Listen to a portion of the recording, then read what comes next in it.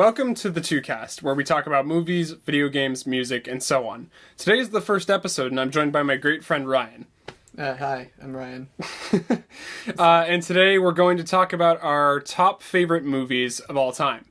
And just maybe some other small things, conversational things. All the small things?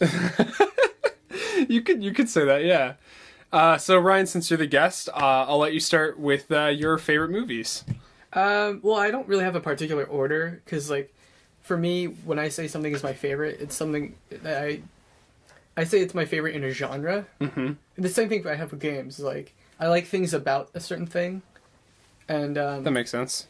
For me, like my two favorite comedy movies, and again, no particular order, is Ghostbusters 84, now that we have a 2016 version. This is true. And Scott Pilgrim vs. the World.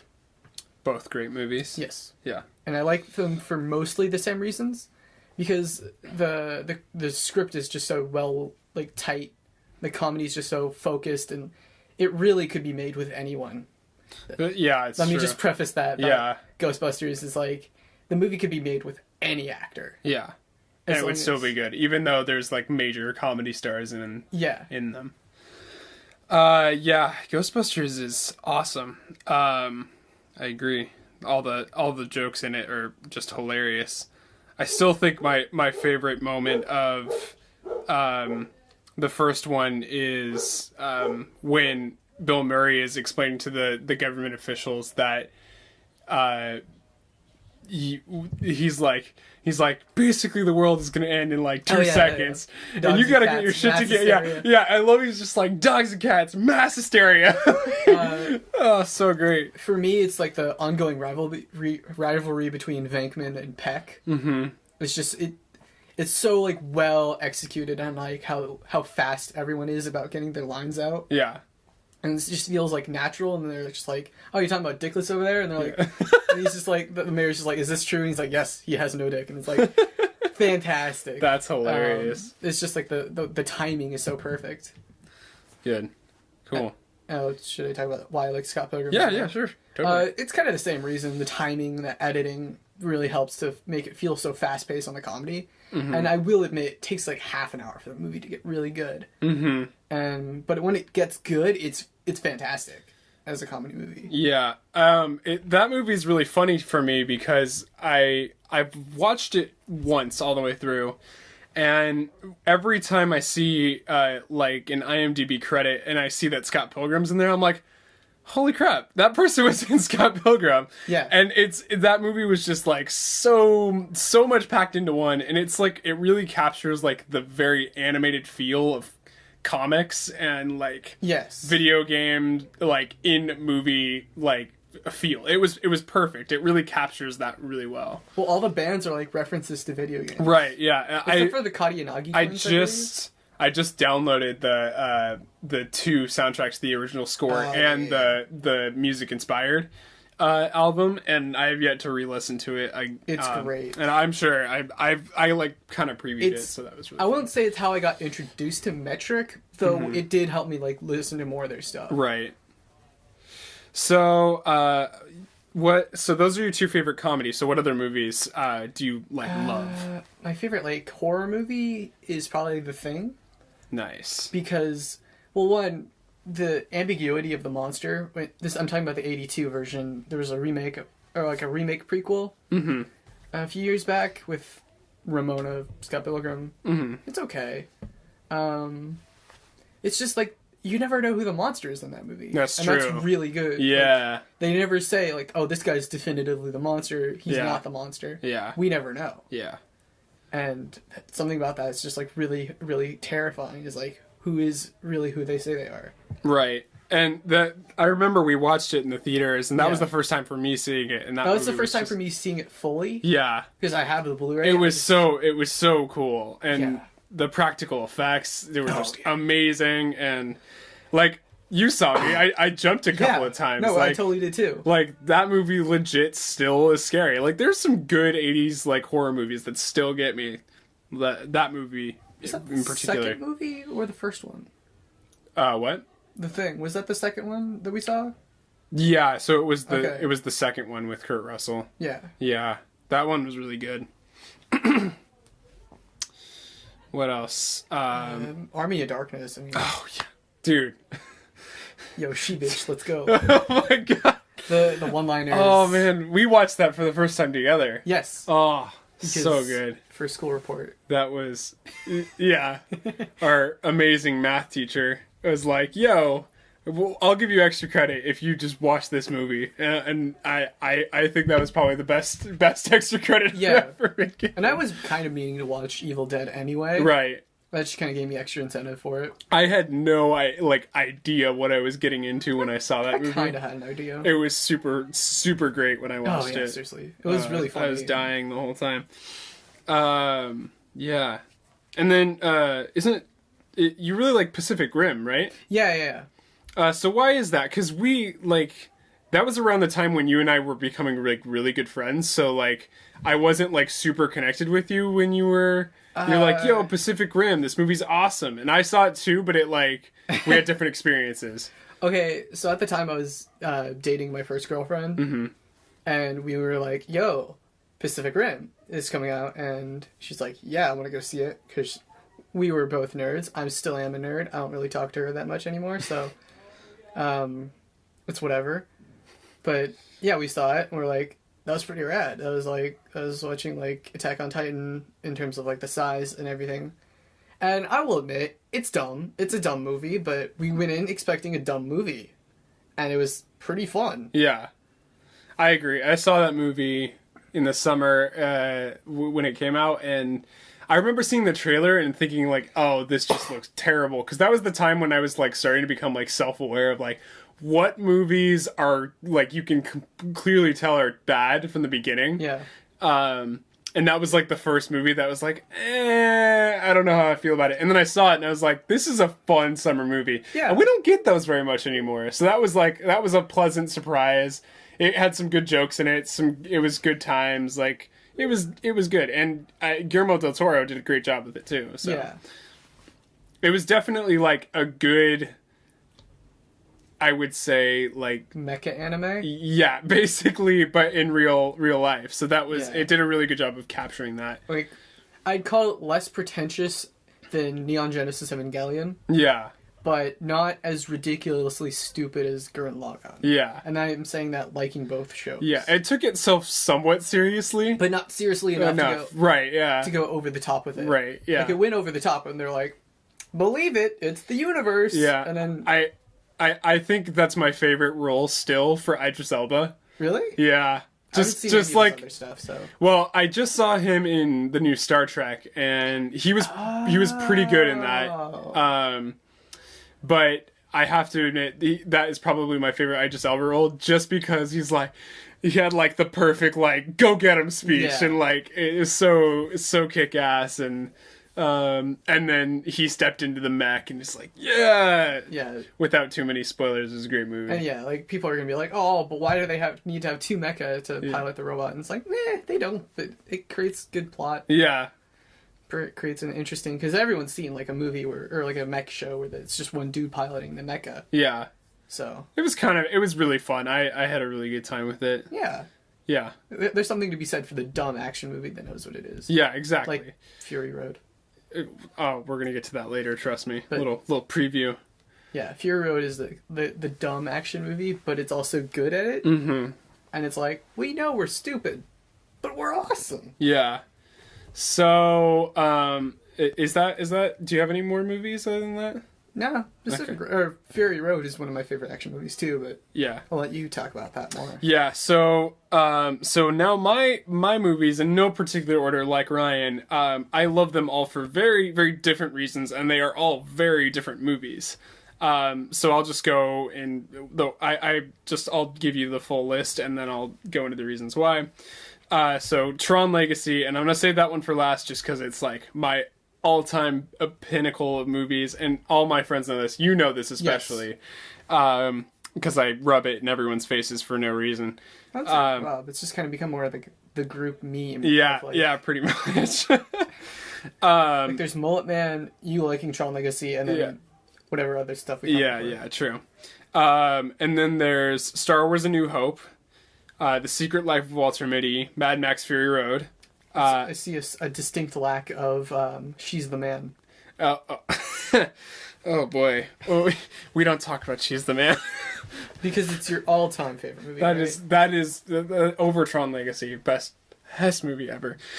Amanda Bynes, like, so great. She nails the role. Oh, so great. The brother and the sister at the same time. Oh man, yeah, so good. You really believe the chemistry of this character. He's so good. It's like Norbit. Yeah, really. yeah, pretty much. That movie is so good, so good. You okay there? You look like you're going to like anaphylactic shock or whatever. Yeah, I feel a little blood clot coming on, possibly a heart attack. And then also I have Boyhood. So for that list again, it's Tron Legacy, Star Wars 4 or A New Hope, Secret Life of Walter Mitty, Mad Max, Fury Road, and Boyhood.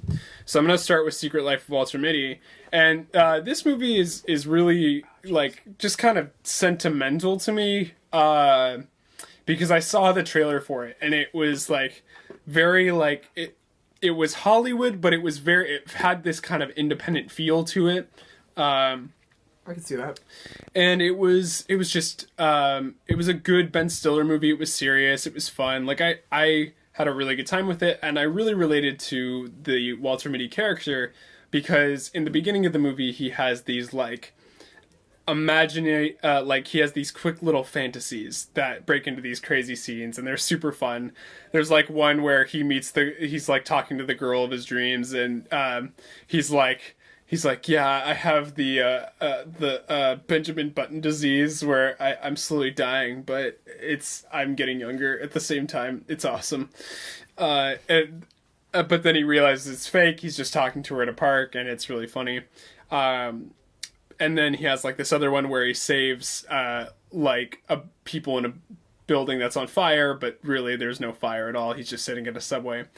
And I love that movie. It's just interesting. It's fun to see him grow as a character, and it's got this kind of young, childish feel to it. Like you're going out of your comfort zone type thing, and it's super fun because he has to go. The basic plot is he's missing a picture for a magazine by this famous photographer who Sean Penn plays, and he has to get that photograph, and he travels like across the world, and the places he travels and the things he does is super cool and super crazy, and it's like it's just a fun little story, and I really enjoyed it. And then it's cool because they have a really like Jose Gonzalez did the main score along with some of the inspired songs for it, and he's kind of this folky like cool, so he did a lot of these like very intimate and like personal feeling songs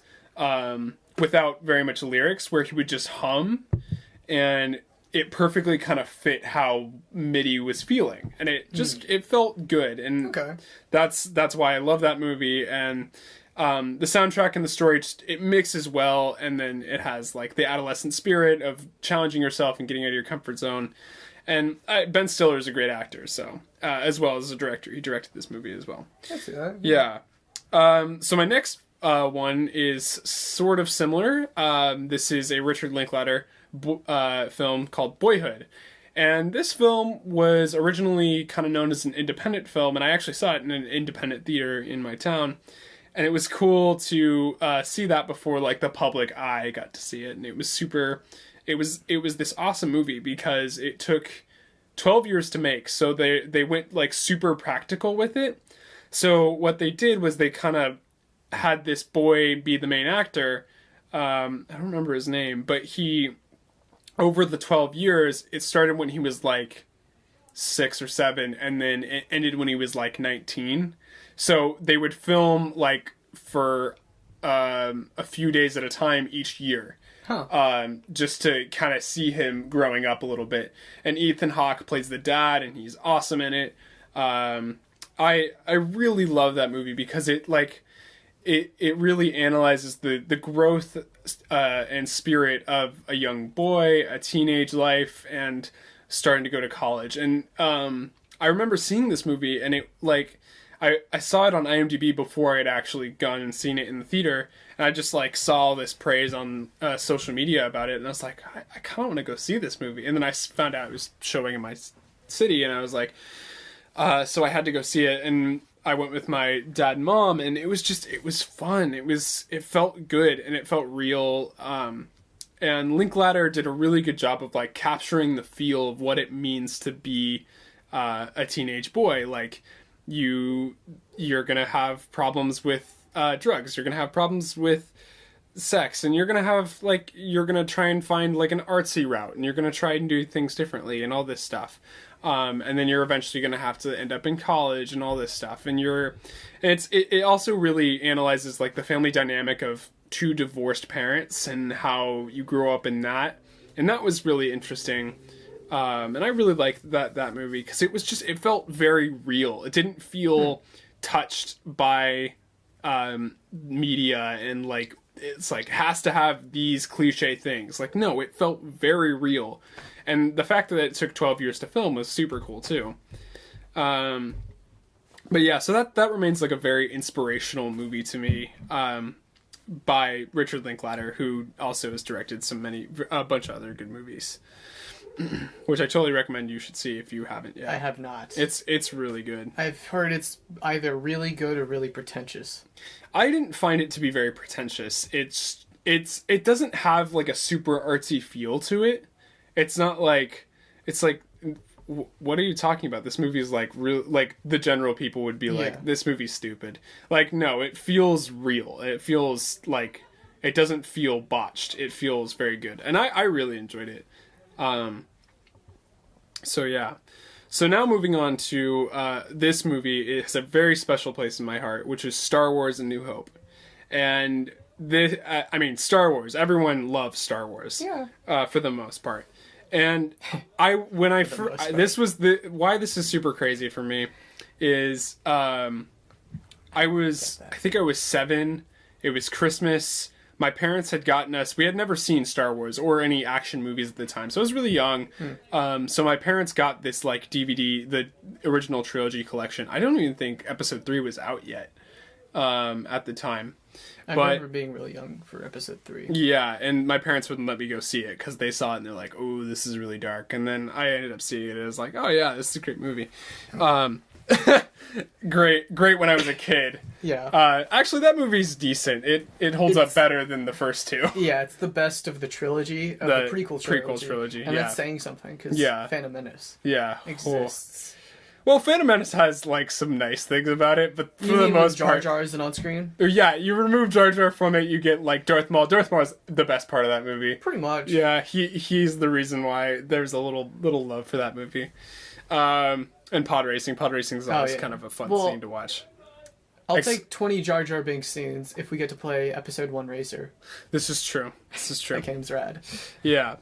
So yeah, I was super young and nerdy, and I was playing Pokemon, so like my parents are like, all right, we're gonna binge watch these movies.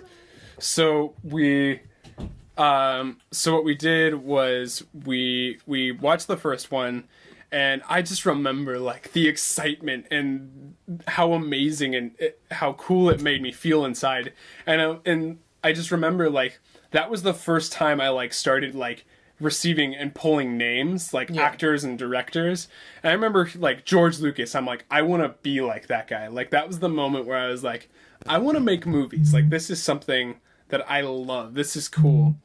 And I'm gonna take that off real quickly and just fix that. So I got some notifications on my phone.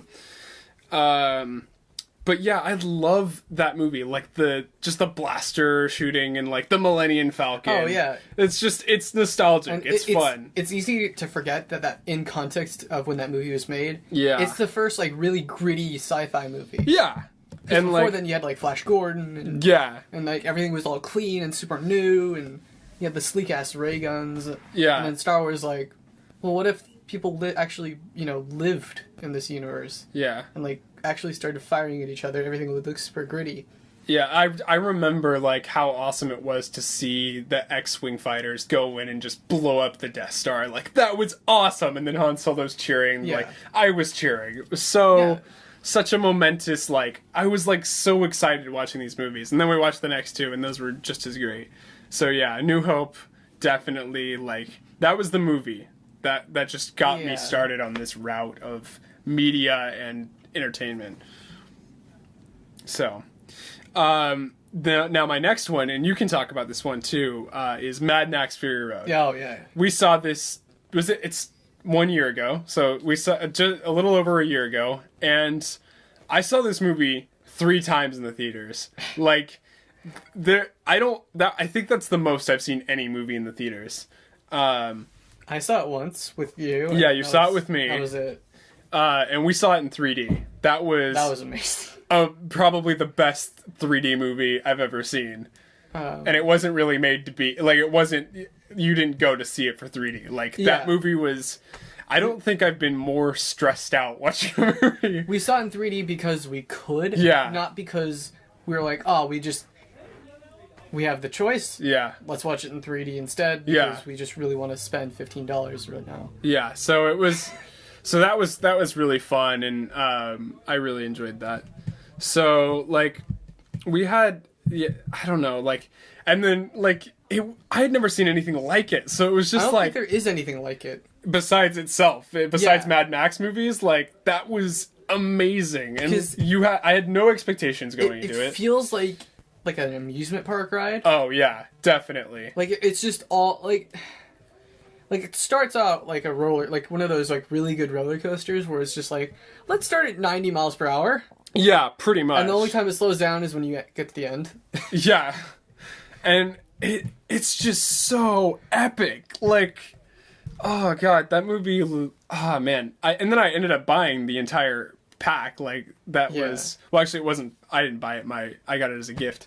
But it was so awesome, and I just love that movie. It's just exciting. Every time I watch it, I feel like a rush. You know, it is a fantastic movie. I think... And it kind of has, for me anyway, it kind of lost its charm going out of the theater. Yeah. So we watched it again recently at my house, because my dad hadn't seen it. Yeah. I'm like, well, we gotta watch this movie. Yeah. We watched the movie, and we're like, I'm still like, this is a really good movie. Yeah. But I wasn't like... Yeah. It wasn't like blown away into hyperspace. Definitely every time I watched it in the theaters, I was like, this is insane. And I can't believe I saw it once with you for the first time, and then my grandma wanted to see it because she's a huge, like, film buff, and then she loved, like, the Mad Max series. So she's like, can I go see it with you? And I'm like, totally. I will totally go see this again. So I saw it a second time, and then my family wanted to see it, and then we saw it, and I was like, this is just the best. So I've seen that movie a consecutive 4 times since it was first released. And that movie is just epic, and there's nothing like it. Like, the VFX and the practical effects. Oh, yeah. Perfect. And then, like... Yeah, Max Brooks just did an amazing... Max Brooks? No, excuse me. Mel Brooks. Not Mel Brooks. That's the comedy director? No, crap. Mel Gibson. No, it's Max. The original Max. Max is... Tom Hardy is the new Max. Crap, what was his... I'm gonna look up this right now. What's the director's name? George Miller? George Miller. Why? It was an M. That was getting me. It was like Mad Max, Miller. Yeah, I was mixing it up. Yeah. But... It was just epic, and then Junkie XL did the soundtrack of it, and it's just insane. It's like the perfect mix of, like, a little dubstep, a little, like, insane soundtrack, and then a little, like, do for you. Can we just pause and talk about the do for you for a second? You mean the best part of the movie? Exactly. That was, like, I think when we both saw that, we, like, looked at each other like with yeah, oh my god. Like, I had seen a trailer, like, the weekend before for Fury Road, and my dad's like, you know what they say about long trailers, it's not going to be a good movie, because they're like, well, we got to sell this, so we're going to take a super long time. Yeah. And there's a part of my brain that, like, yeah, you know, it's probably going to be a good movie. And then you were like, let's go see Mad Max Fury Road. Yeah. I'm like, and then that, like, clip in my head started playing. I'm like, nah, he can't be right about that. He wasn't. Like, yeah. And that was, the do for is the first part. I was like, yeah, this is what I got into. Oh, man. I could have bought a little VR kit for my phone like a few minutes ago, but I would love to see a VR like Mad Max like experience video. That would be hella cool. There's debate on whether 360 video counts as a VR. Right, that's true. So, but yeah, anyways, Mad Max regardless is by far probably my favorite movie from 2015. So, yeah. I mean, yeah. There aren't like a lot of movies that I've seen recently, other than like the Marvel movies. Yeah. And, well, yeah, that year there was a couple movies that just like didn't get me that year. Like Avengers. Like I was expecting Avengers to be awesome, and it was all right, but I was like, it didn't have the same thrill as the first one. Yeah. So I was kind of like in the disappointment of that. So I was really like, think you could really like recapture that. Yeah. It's one of those. That's movies true. It's hard to recapture the. Well, and it was like the first like on like film screen like big Hollywood budget like all the heroes like they like everyone was like Marvel heroes, and then they announced the Avengers, and that was like yes, like that's awesome. Everyone wanted that, and it was perfect. I think the only time they can really recapture that is Infinity War. Yeah, because Infinity War is going to be crazy because there's supposed to be like I heard like 84 heroes in it or something. And then they're also going to reboot the universe, I believe. After that. So that's at the end of phase. So phase 4 is going to be the reboot. Okay. I heard. Or maybe, phase 3 goes through Infinity War. So I'm excited about that. But anyways, Mad Max Fury Road, like hands down, wasn't expecting it to be amazing. Yeah. But it kicked ass. I went in going, this is probably gonna be alright. Yeah. Nothing amazing. And then I walked out like, what just happened? I feel like I just got off a roller coaster. But like a 2-hour long roller coaster. And it doesn't feel like it. Yeah. Like both times I watched it, I wasn't like, oh, when is it gonna be over or whatever. Like I was like, oh, and then the credits rolled and I'm like, did I just spend 3 hours? Like, what just happened? Did I get abducted by aliens? Yeah, like did I lose time? I think I remember, like, as soon as the credits rolled, I, like, had, like, this moment where I just had to, like, take a deep breath, because I felt like I wasn't breathing for half the movie.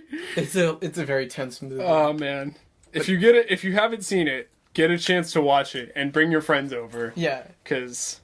And that's not to say riff the movie. Because there are a lot of movies I'd recommend purely to watch with your friends because of how bad it is. No, but that movie, like, watch that.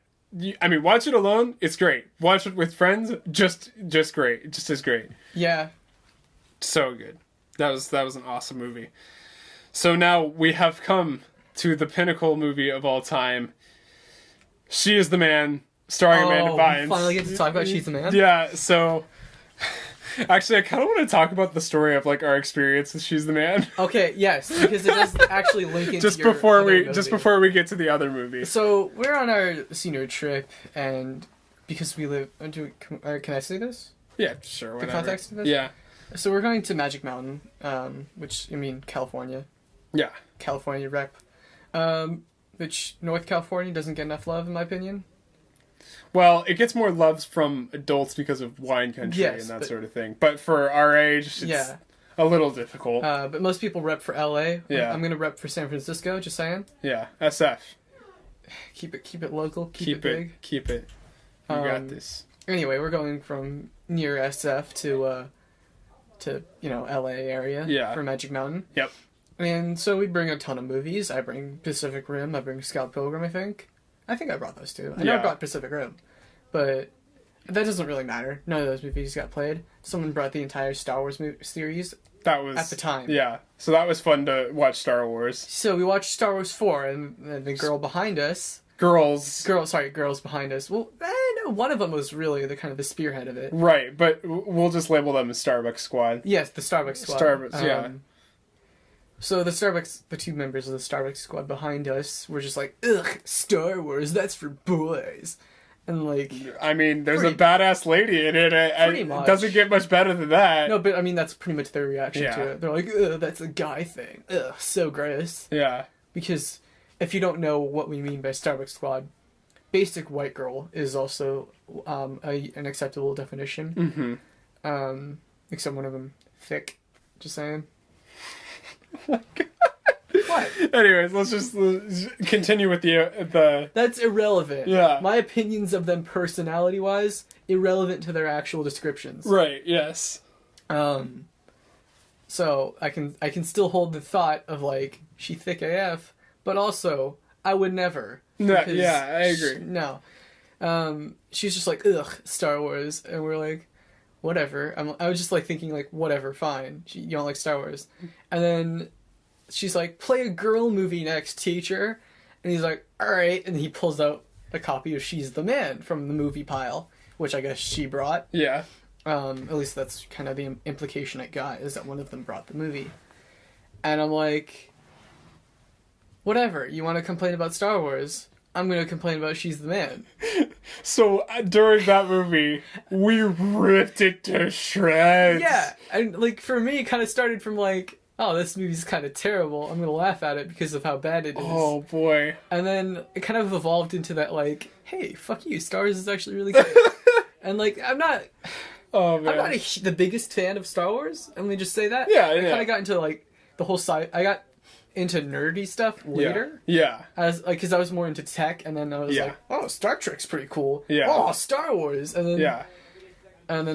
Now I'm here with my love of Marvel and DC equally. Yeah. And so we're watching Star Wars 4, and we're like, oh, this is still pretty good. Good movie. I'd say it's a modern classic. Yeah, exactly. That's pretty non-controversial. Yeah. I mean, there's a lot of worse movies we could be stuck watching, like, for instance, She's the Man 2, Electric Boogaloo. That movie does not exist, by the way. I wish it did. Really? Yeah. Seriously, Mean Girls 2 exists, but we can't get She's the Man. We 2. gotta get She's the Man. And Abandoned by It's gotta be back. Where she goes to college for real this time. Yes. No, that was like a high school situation, I think. Right, well, her brother was in college, but No. she was... I thought it was like a high school situation, because they mention... Oh, was it like a boarding school? Yeah, I think so. Oh. They live in town, so it's still... See, this just goes to show, like... See, the only reason I remembered details of the movie is because we were ripping on it. Oh my God, we were... And there's like a scene where they're like at the fair for some reason about a kissing booth. Ugh. And they're like, oh man, did you hear about this guy? He has like hots for some girl in college. So I'm like, wait, if they're not in college, why would they specify that detail? Yeah. So like, they're not in college. So funny. That's kind of a small tangent, but... Yeah. Yeah, we ripped that movie to shreds because it was funny bad. Yeah. Because like the main plot point is that like, girl can't play soccer as well as guy can. Oh, let's just go back rewind for a second. There are two She's the Mans. There's the one from like way back when, and that's the decent one because it's like the classic. Oh, this is a remake made to be a chick flick. The thing is, it's actually based on a Shakespeare play. Right. Which is really the only context I can see that play really working in is like in a decade or society. It's like let's take a concept from like way back when. That's a really good concept and make for it the time. Yeah. See, the concept of like girl can't be good as guy works in like the 40s to like not that long after the 40s ended. Probably like the 50s, and then the 60s is kind of where that idea starts shifting into something like, oh, everyone's equal. Duh. Yeah. And yeah, like I said, none of my criticisms of chick flicks have to do with the fact that I'm like, ugh, women. No, it's not about that. It's just like, it's just genuinely a bad movie. Yeah. And I'm like, this is stupid. If you understand movies and you watch this movie, I can guarantee you will laugh at it by how terrible it is. Yeah. Because, okay, David Cross is in it.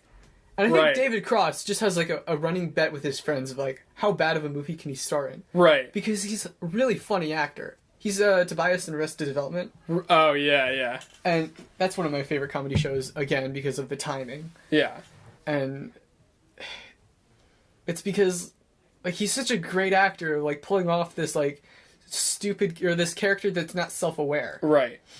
And it feels like that's what they're trying to go for in this movie. Yeah. Because they have jokes like, oh, do you know how hard it is to run in high heels? And then he says that knowingly. Like, he's run in high heels before. Multiple times, in fact. I still think my favorite joke from She's the Man, like legit, this is my favorite joke, is like after the brother gets kissed by the one girl, Yeah. and he's like, yeah, I think I'm gonna like this school. Like that was yeah. the one moment of the movie I like. Yeah, I'm pretty sure I'd probably say the same thing. Yeah. That's probably the realest dialogue. So funny. But it's like a lot of a lot of the conflict in the movie just does not matter. Yeah. And I'll say this to anyone who defends the movie, which, I mean, there are a lot of people that we actually know that like the movie unironically. Well, there's like 2. Yeah. Well, 3 technically. The entire Starbucks squad. No, there's 2 more that we know. Oh, that's right. Yeah. But I think they were just defending it like it was a movie from their childhood. Yes. Yeah. I'm sure if they were to like watch it with the same mindset as us, they'd probably think the same thing. But like, there are movies that are forgettable for me, like Happy Feet 1. Yeah, I really like that movie, but it's fine. I mean, Because like, I'm not gonna judge. No, I'm not saying that the movie's bad. I just don't remember it. Right. Because at the time, like, my grandma got diagnosed with Alzheimer's. Yeah. And so we were watching the movie with my grandma, and like halfway through the movie, I'm like, "What happened at the beginning of this movie?" Yeah. And I was like, That movie does kind of jump around a little bit with like its plot. Like it's like, oh, you're the reason the fish aren't here. Yeah. It's like, but it's like it starts with like. Well, I it know starts with a dancing penguin. Yeah, that's like not completely like his mindset's a little off. Yeah. Like I know, what and the he can't movie's sing about, because all the penguins can sing except for him, but he can dance. because he was dropped as an egg. Right. So they're saying that like dropping your kid as a baby turns them gay. Because that would be the equivalent in the penguin society. More or less, yeah. That's a tangent. Let's get back to She's the Man. Yeah. Oh yeah. Let's go back to our sub point before the real point. Why I brought that up is because like the only reason to remember that movie like at all is like for the plot details is we were making fun of it. Yeah. I'm like, this time so we were funny. like, oh yeah, that was stupid. Yeah. I think like what was it like once we were like standing in line, I think once we were just like kind of standing in line, we were trying to like make conversation and stuff, and we were just like, man, that movie was stupid. Oh no, Trevor kind of defended it. Well, because Trevor like Yeah. He's just, it's just like he defended Suicide Squad. Yeah. But that's more of like, it's okay. Yeah. No offense to our friend Trevor. He's a really good friend of ours. Yes. And we don't mean to shame him in any way. It's just that, like, we didn't like that movie. Oh, I think the best part of that whole experience was at the very end when our science teacher, I'm not going to mention his name. Best movie, right? He like, so sarcastically got up and was like, yeah, it's so good. And then he did like a trash run, and they're like, "How did you guys like the movie?" And I'm like, "I thought it was funny in a bad way." Yeah, and he's like, "Yeah, I agree." The girls behind us were like, "He didn't like it because it was a girl movie." And I'm like, "It's like no, there are chick flicks that we like." Yeah, I was we like, have no problem with that. You heard why I didn't like the movie. We went over everything in extensive detail. Yeah, there will be a test at the end of this bus ride, and I will expect you to pass. Yeah. But that's also because that science teacher is a sci-fi nerd as well. So like he's like, yeah, Star Wars also. Yeah. So now let's get back to my final movie, which is Tron Legacy. And you can criticize me all you want in this. No, I'm going to defend this movie with my life. My only criticism about the movie is that it's basically World War II in a computer. Yeah. True enough. And the ISOs are Jews if you don't pick up on the metaphor. Yeah. I have no issues with that. That's fine. It's okay. That was like the most glaring thing. Even when I saw it for the first time. Yeah. This is like still the first time I've ever seen it. Was in theaters, and I was like, "Oh, it's World War II. Clue is Hitler. The ISOs are Jews." I'm like, oh, why? So this is like cool effects. So this movie, a lot of people don't particularly like. or I shouldn't say don't particularly love, because there's a lot of people that like it. But a lot of people just like, I don't like the style of Tron. Yeah, I know Tron's great, and the first one I watched before this. I watched like a year before this one came out, and I was just fascinated by it because it was like, it was the time when I was starting to like watch classic movies, and like I was just kind of like getting into things. Like it was the beginning of a lot of like more extensive like my like inspiration and wanting to do film sort of thing. And so I was like, oh, this is awesome. And I remember they released the Comic-Con teaser, which, if you haven't seen the Tron Legacy teaser, go on YouTube and look that up. Because it is, by far, the greatest teaser for a movie of all time. And I say this because it's like, nowhere will you have this like little short film. Like, there's never a short film that's a trailer for a movie.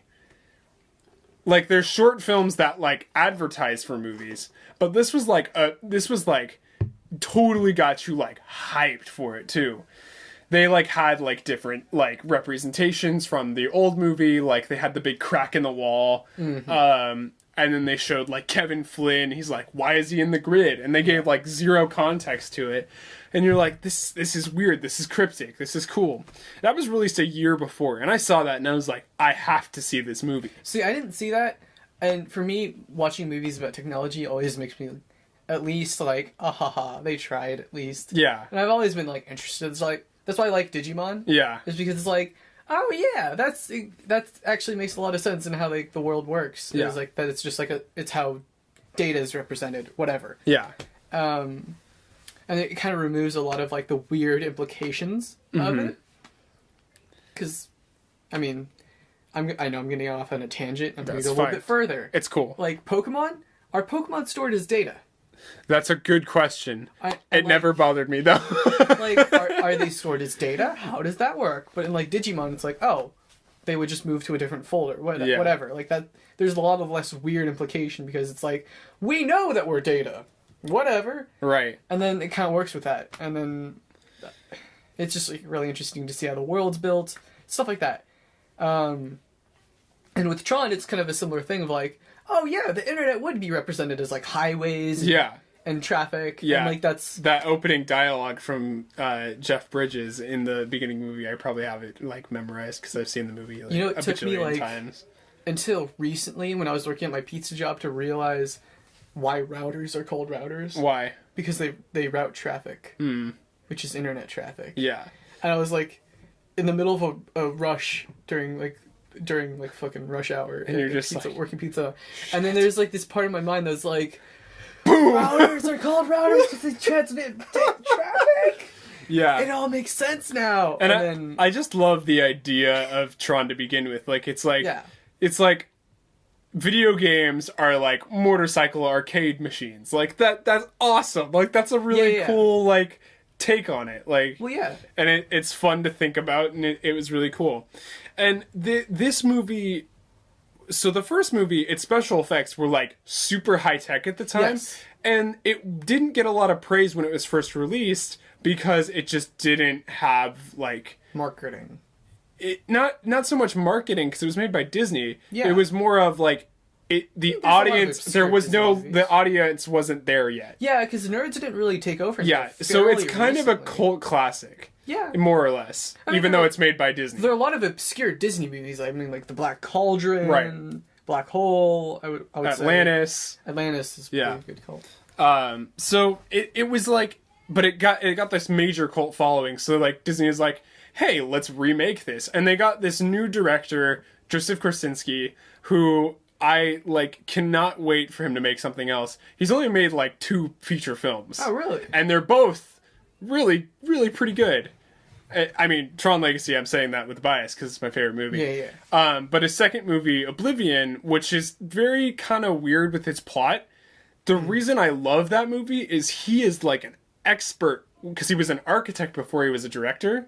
He is an expert with his sets. See, that makes a lot of sense. Like, So a little small interesting fact about Oblivion is if you've seen it, you know that he lives in this like skyloft thing, and it's awesome. That's and it's super trademarked by cool. Nintendo, I think. Well, okay, my dad works at Nintendo. My dad works for Sega. He'll get you banned from Steam. Yeah, no. So what is it? The interesting thing about that is that those Skyloft, how they did that super cool cloud effect. Yeah. They didn't do a green screen. They built the loft part of it, not the floating part, obviously. But then they went out on like the mountains of, I believe, Greenland, and just filmed with like 3 cameras to make like this kind of cool panoramic thing for like 3 days straight. So they had various different looks. They had like sunset, sunrise, and like clouds moving through and all this stuff. But what they did was with those three cameras of footage, they projected it on a panoramic projection wall of white. So the colors were very natural, and they weren't faked. And That's how they did Gravity as well. Mm-hmm. It's similar. So Tom Cruise actually was talking about that in the behind the scenes, and he's like, I've never been on a set that felt so real, even though it's fictional. Yeah. And he, like, Tom Cruise, he's done a ton of like action movies, like he knows his stuff about that sort of thing. I mean, he's been in Top Gun. And he's like, yeah, so I feel like he's like, this feels real. So it's really kind of cool to like hear that perspective, but that's a really cool movie. But back to Tron Legacy, and Joseph Krasinski just did a great job of like expanding the lore while making it its own story. Yes, it felt like a continuation, but also like new. Yeah. Because it like, changed enough about the movie, right? It wasn't a reboot because it was still set in the same universe. Yeah, and Tron for me is one of those movies. It's like, how could they make a sequel, but also at the same time, there's a lot they can work with. Right. Like Ghostbusters is kind of the same way. Right. Is that, how could you do like more than one big old ghost event? But it's like, go to different parts of the U.S. or like there's a lot of stuff that you can do within the universe, but also feels kind of limited. Yeah, I think with a good thing about movies is like if you make a good first one, go ahead and make a second one if it has the potential to, but don't force a third one because that tends to get a little iffy. So, but yeah, that Tron Legacy is kind of cool in the fact that like the visual effects are amazing. Like they are through the roof. I feel like I can show this movie to my kids and they'll be like, "Whoa, this is cool! Like this is fun to watch." Styled. Mm-hmm. See, the problem with like realistic looking anything in CG or like games, is that in like 1 year it looks super dated. Like if you play BioShock now, like the first one, it feels very old. Yeah. Because I tried to play it again this summer and I was like, oh fuck this! I'm just gonna wait till the remaster now. Yeah. Infinite has its own style, which is what I like about that game. Mm-hmm. It feels very good. Yeah, so that's kind of interesting to me. But I've seen like all of the behind the scenes on Tron just because it's my favorite movie of all time. I'm gonna keep saying that. And he actually built some of the sets. So some of the stuff is like practical. Like that first scene when he's in the grid, when Sam's on the grid, when he's standing on those like hexagonal platforms and like the buildings are nearby him. Like they built a good portion of that. For real. No, I know. So it's like they like really captured that. And then all the suits, you think those like lighting is all CGI because it looks very bright and neon. Yes, but those are real suits. Those are real suits. They light up, and they had 20-minute batteries on them. 3 hour for like time. So they probably had bajillions of batteries. But it's like to think about the costume department, like they put a ton of work into that. Seriously. So that's awesome. And then like the updated look for like the light cycles. And they brought in, I love the fact that like, so in the first movie, the light cycles were awesome and people loved that. But in the second movie, they kind of expanded on that. They're like, yo, we're going to give them batons. And you open up the baton and it changes to the vehicle of your need at the moment. See, what I think they need to expand upon is like the weapon system. Yeah. I feel like that there's a lot of stuff they could do. Like there's a lot of potential. Like they could use the disc as like a bit for a whip. Yeah. Like that could be really cool, is if they use like the disc itself is like a holding, or the hilt of a blade. Yeah. A blade could be really cool. And there's a lot of stuff that they could do with the weapons in Tron that I think could really make it better. Yeah. And again, it's one of those concepts that seems like, oh, how would you expand upon this? But there's also a lot of stuff that they could expand upon. Yeah. They made it so well that they just introduced enough lore where they have just a ton of potential to take it in so many different directions. Yes. Like, there's always the talk about the next Tron, and like, my friend Devin, who will be on the podcast at some point, he and I have made like a vow to each other that we're going, if they do not make a third Tron in the next 20 years, that we're going to be the next two guys to like be like, yo, Disney, can we revive this concept? Because it has so much potential. I don't know if you watched the show, but like, I tried. It was probably the coolest show on Disney XD at the time. Like, Disney XD, you see it, and they have all these like shows that are for tweens that are like, yeah, I'm done with Disney Channel, but I need something still childish, like that sort of thing. So they're kind of weird, lame shows. But like Tron Uprising, dude, that show was amazing. Gravity Falls breaks that fold. I haven't seen Gravity Falls, so I can't speak to that. For me, it's like, I just kind of realized this recently because my sister wanted to rent Zootopia. Yeah. And I was like, I don't really care to watch it. Yeah. And she's like, oh, that's probably because it's too cool for you. I'm like, no, I just don't care to watch it. Yeah. And I kind of realized that if you get rid of the cute stuff in that movie, it's just kind of like an average B-cop movie with like the drug subplot. Yeah. But if you take away the cute stuff of Gravity Falls, you still have a really funny and good mystery show. Yeah. So, I mean, I can't talk about Gravity Falls because I haven't actually watched it, but Tron Uprising was super cool. The animation was very cool because I had never seen anything like it. Yeah. It was the first, to make, like, characters look really tall, but at the same time not be, like, super obnoxious about it, like Sonic. Boom. Their aesthetic is very skinny and tall. Like, that's what they're kind of going for. And they have neon spray paint. Like, that was there's a cool episode where they like some people graffiti the walls as like as like a rebellion thing against Clue. And it's like neon spray paint, so it's like programming. Yeah. So what they do is they like plug a chip into the wall, and then you see like a graffiti. Oh, that's really cool. So it's I really like that, and it's like all digital, and it's like you can't wipe it off. Yeah. Because it's like you have to recode it. So I like that. It's just kind of simple, fun things like that, and it's a good detail. But yeah, Tron is like amazing. So going back to like the timeline of me seeing this. So there was the teaser a year. So I saw the Tron movie the first time a little after the teaser, and then some time had passed. I kind of had forgotten about it, and then like a week before or a couple weeks before it came out, they released the soundtrack, which is my probably my all-time favorite soundtrack. And it's in my top 5 albums. Do you prefer the time. remixed version or I love the original? them both. Okay. I love them both. Are you gonna give out the parent line if you love them both equally? Not exactly. So Daft Punk. So that was right around the time, like in middle school, I was starting to really get into music, and just like, so I like found a DJ Hero because I was like, ooh, I want to be a DJ. Like, that was like my dream in middle school. Like, that's what I wanted to do. I actually bought like a turntable that would plug into my phone, and it was fun. I was geeky and weird. And I got like DJ Hero, and I played a ton of that, and like I got introduced to Daft Punk. So I was like, Daft Punk, that's cool, like robot rock around the world. And that's when I was starting to get into music for my own tastes. Like, a lot of the music prior to that was like stuff I had heard on the radio or something that my mom had introduced me to. So this was when I was kind of finding my own, like, what music do I really like?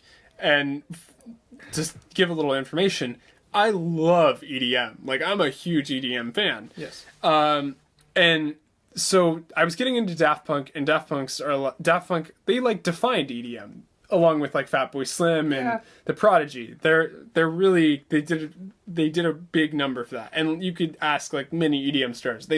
Everyone like relates back to Daft Punk. Oh yeah. Because they were so like out ambitious and like way ahead of their time. So I started to get into them, and then I heard Daft Punk's Tron Legacy. And I actually remember the first time I heard it, because did you ever play the Decoy Guitar Hero on the iPhone's TapTap? Kind of. Not to like any real extent, but I tried that out like a few times. So there was this game. All right. I feel now I'm starting to feel dated. So on like the first like 2 iPhones, there was this game called TapTap. No, I think they still make the game. They might still make it. I just haven't. But I haven't seen it in a while. Long time. But and basically what it was is it's like Guitar Hero. You would tap when the little ball would reach the line. Yeah. And they had this promotional thing with one of the Tron Legacy soundtracks. Oh. And I remember that night, like there's like a party going on at my house, and I just kind of wanted to be alone. So I went into the room, and I was just like on my phone because I was done with my homework, and it was like winter. And I was like, I just wanted like me time, middle school. I was like, you don't know me, Mom. So I just like that sort of thing. And then I saw this, and I heard Derezed, which was the main like headliner song for the Tron Legacy album. And I heard that song, and I was immediate like, this is amazing. Yeah. And I immediately like tapped the link. It's like, go check out the soundtrack and go see Tron Legacy in theaters soon. Actually, so I see that opening day for my birthday. That's awesome. Because 12/17, day away from my B-day. Yeah, so... I was like, here's a bunch of tickets, take your friends. I wish I was friends with you at the time. At the time, we didn't know each other. It was it was in 6th grade, yes. Yeah. So I immediately went onto iTunes, and I was like, I have to have this soundtrack. So I went to my dad. I'm like, Dad, can I buy this album? Like, I want this so bad. And he's like, yeah, you can buy it. Just, pay me back when you get the time. And I was like, sure. And I got it. I probably, at the time, like, that album I listened to more than anything. Like, it was always on my iPod Touch. Like, I listened to that song so many times. Like, you could look, if you looked at the play count, it was like over 100. I feel weird when I see the play count for songs. Yeah. I'm like, the Australia by the Shins, I've listened to that like 86 times. Yeah. Wow. Yeah. I'll listen to it one more time. Yeah. But it's like, I like listened to that in order. I listened to it out of order. It was like this cinematic electronic masterpiece. And it was like the comeback for Daft Punk after not releasing an album for like 5 years. Yeah. Which was awesome. And it was this crazy, crazy thing. And it blew my mind. And it opened my mind to like soundtracks. And then it opened my mind to like more EDM.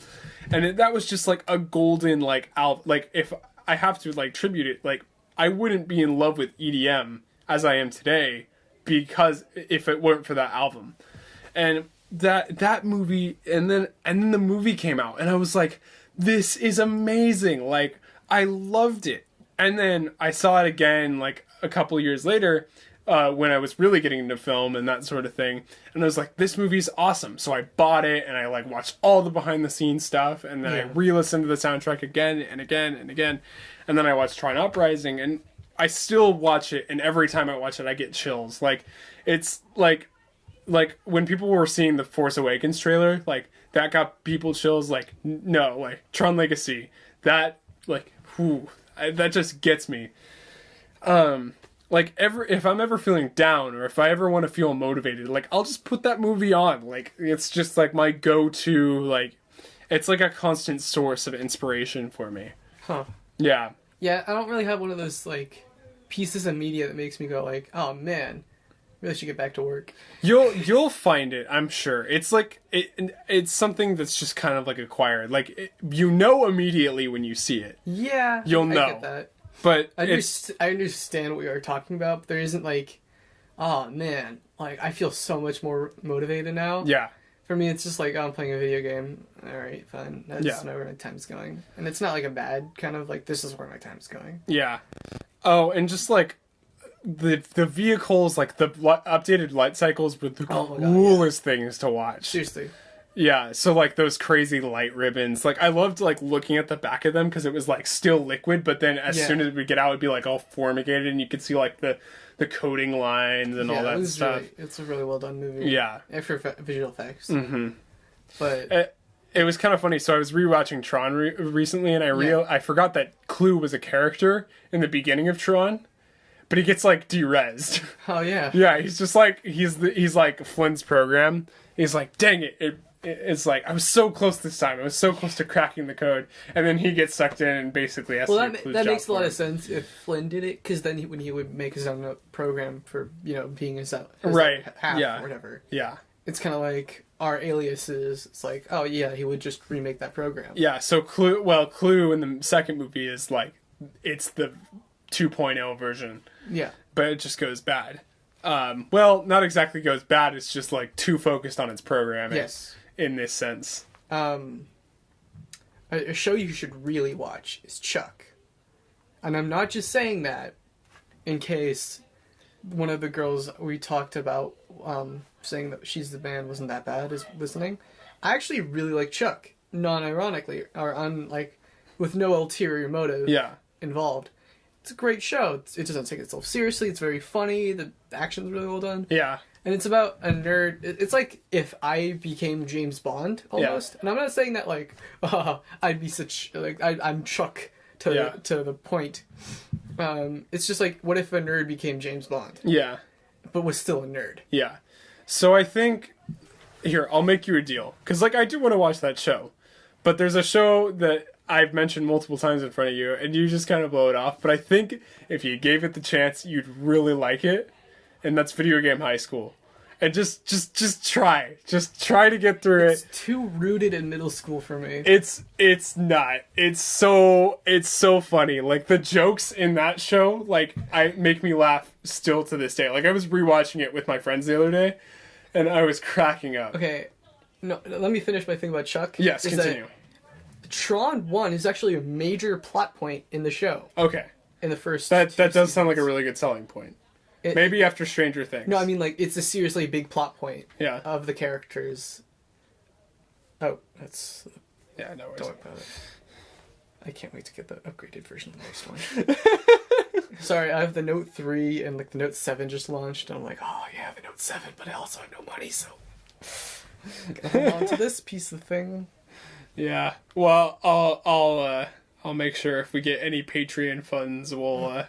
I'll decipher that to you a little bit. No, it's fine. I have a job now. Yeah. Make it $12.75 an hour. When do you start working? Do you know? My training starts on the 1st. Okay. Cool. Anyway, that's kind of irrelevant. Yeah. So. The soundtrack is also really good for Chuck. So Chuck is on my list. It's in my Netflix list. OK Go isn't in the soundtrack, which I'm kind of like, that's the one thing I'm not total fan of. But Franz Ferdinand used super well. Okay. Kesha, very well used in that show for one episode. Huh. They used Blow for like one episode. Oh, I can see where that's going. So well used. Okay. I'm not going to spoil it, but they do use it for an explosion scene. I can't wait. But the setup is like, what the fuck? That's hilarious. I need to see it then. Yeah, that's a great show. Definitely on my list. So yeah, maybe after Stranger Things, because, holy crap. Yeah. We're midway through Stranger Things right now. Super good show. Oh yeah. Gravity Falls is actually a lot like. I'm not going to say it's exactly like Stranger Things. Mm-hmm. But it has a lot of the same elements, like kids solving a mystery. Yeah. And it's a really good mystery at that. I'm not going to spoil anything because I haven't finished the show yet, but there's a lot of really cool characters, and they kind of make fun of the whole, like, the 90s were so much better. Yeah. Stuff like that. There's an episode where they go to, like, a haunted Quickie Mart. Yeah.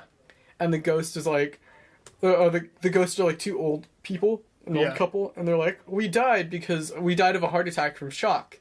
And they show how they died, and it was like these like kids playing rap music in the front. That's awesome. And they're like, homework is whack, and tucking your shirt is for fools. And they're like, is it on Netflix? It's on Hulu. Oh, okay. If it ever gets on Netflix, but it was so. I'll definitely give it a chance. It's like the most Disney rap ever, and it still like shocks these people into death. That's awesome. I mean, what Disney rappers don't shock old people into death. It was like, no, it was like the most like, homework is whack and Yeah. no one should do it. Haha. Whoa, I'm Will Smith. Yeah. No, I'm kidding. Will Smith is alright in my opinion. Yeah. Oh, man. So, back to my main point. Tron Legacy is my pinnacle movie because it's a constant source of inspiration. But was and it I edited love in it. Pinnacle?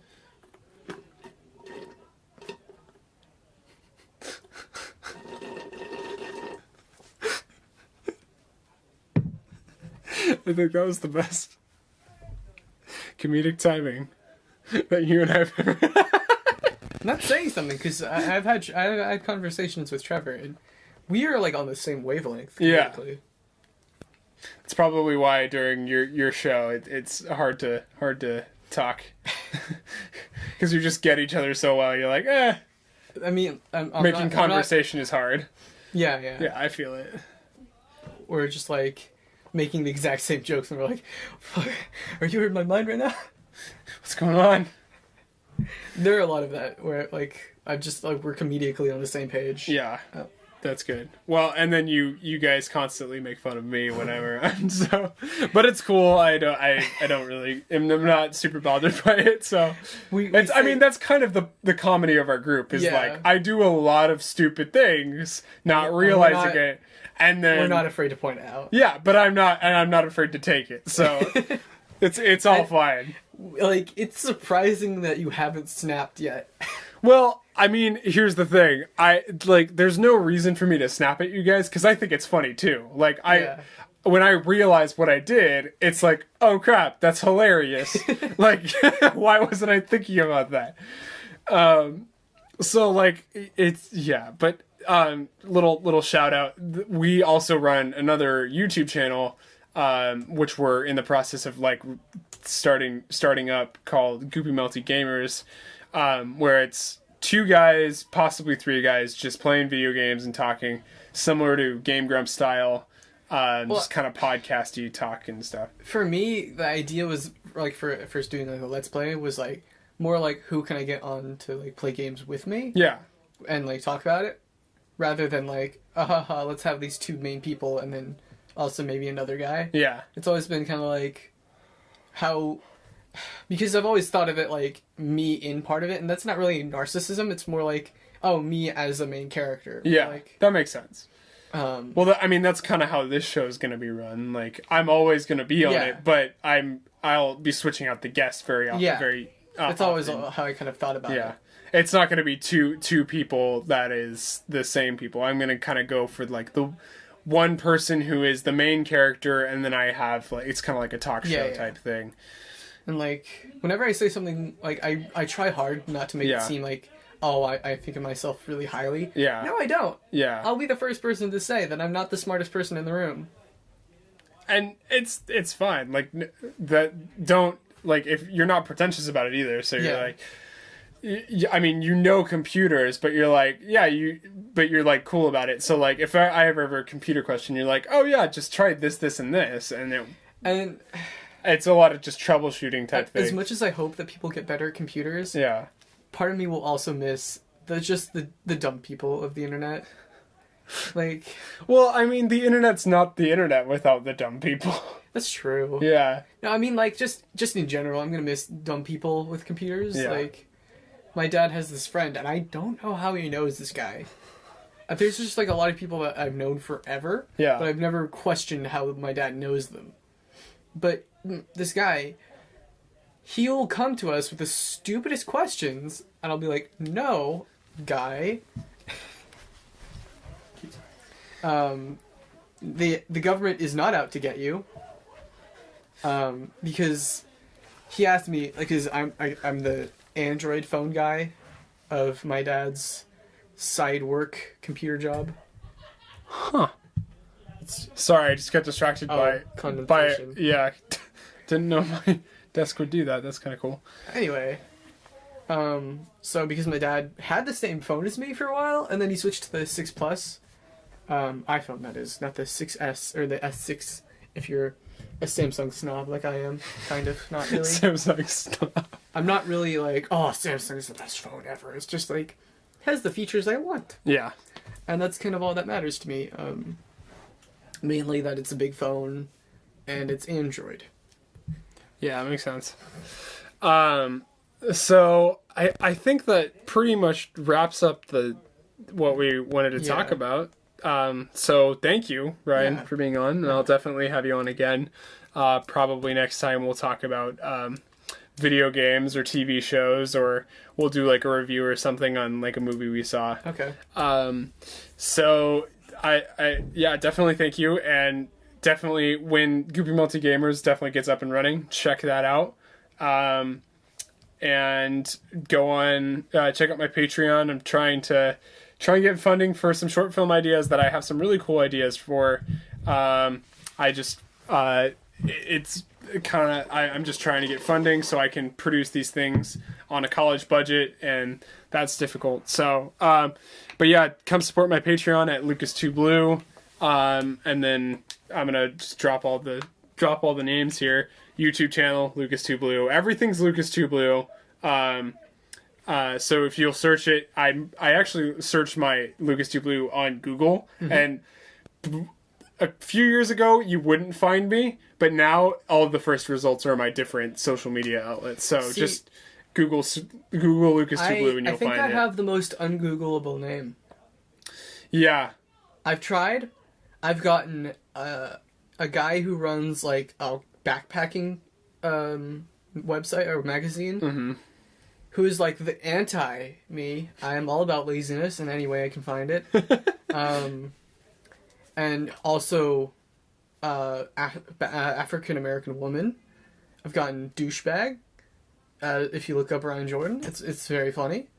But I think I have the most ungoogleable name. So if you can find me, try. Well, I mean, once we start getting the channel up and stuff, we'll all make sure that those links get the SEO of my name will increase.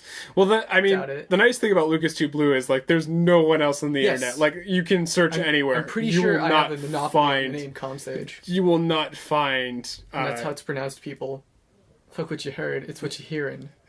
It's ComStage. Okay, DMX. I'm gonna give it to you. I mean, we gotta let's try and give him a preview for like what we should talk about next. Should we do like a movie review, or should we like? I think just kind of like cycle it. Yeah. So you do movies one episode, video games the next, and then music, and then cycle back. So like, do you want to do music or video games? Fuck you, man. It's your show, man. Decide this. Well, I'm asking you. It's decide time. Yeah. So I mean, I'm cool with either. So. Because both are cool. Both have good talking points. Talk about music. Talk about girl talk. Yeah, we could talk. We could do like a music like. We could talk about all the artists you've recommended to me and just like my opinion on them after after hearing everything from them. So that'd be kind of fun. So maybe next time we'll talk about music. How about that? Yeah, sure. Why not? All right, sounds good. So stay tuned. Keep listening because next time Ryan's on. You'll hear about our music talks, and those are fun. Yeah. He's recommended a lot of good music for me, and we've mentioned a few of those artists in this podcast. Have I mentioned Spoon yet? No, not yet. They're in Chuck. Oh, they are? It all links back together, man. Francis all Ferdinand's links. Okay. It's all connected. It really Hashtag is. Marvel. Hashtag Agents of S.H.I.E.L.D. It's all connected. But it's Chuck. Like Chuck for like the first time a while ago. I was like, oh, this is a pretty good show, and then whatever, I stopped watching it, and then recently I started picking it up again. This like on and off watching, and then I recognized a lot of songs from the show. Yeah, I'm like, oh, that's from this album of Franz Ferdinand. Okay. Yeah. So with that, we'll end the podcast, and we will see you guys next time. Cool. Bye.